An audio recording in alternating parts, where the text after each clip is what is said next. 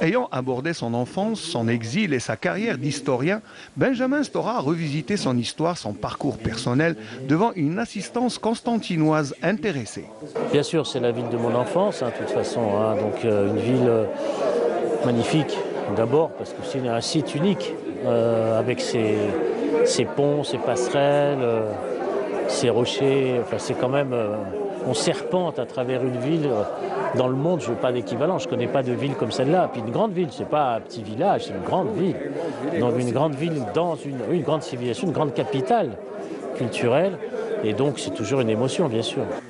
Il a répondu à l'appel du cœur et à celui de sa ville natale sous l'égide d'une initiative culturelle dénommée Huna Qasantena, ici Constantine, qui se veut être un espace culturel d'échange entre intellectuels. On a initié des rencontres au mois de Ramadan déjà. Là, on continue, on reprend à la rentrée. Donc, c'est la deuxième édition de Huna Qasantena.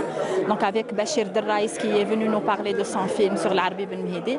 Là, on a Benjamin Stora qui est une sommité et c'est le fils aussi de Constantine. C'est pour élargir un peu le spectre. L'objectif principal, c'est de dire qu'il y a des gens à Constantine, des jeunes, des moins jeunes qui m'a les Hoa en face, comme toi et moi.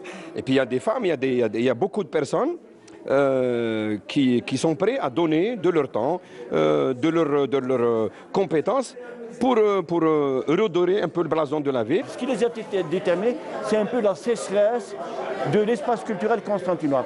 Ils sont convaincus, et c'est une conviction qui est partagée par les gens ici, qu'il est possible, de manière pacifique, de manière féconde, de relancer les échanges, les débats d'idées autour de thématiques patrimoniales, autour de thématiques mémorielles, autour des activités des artistes.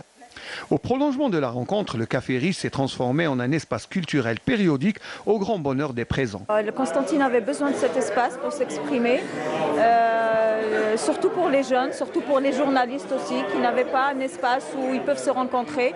Ça permet aussi d'avancer, d'animer la réflexion.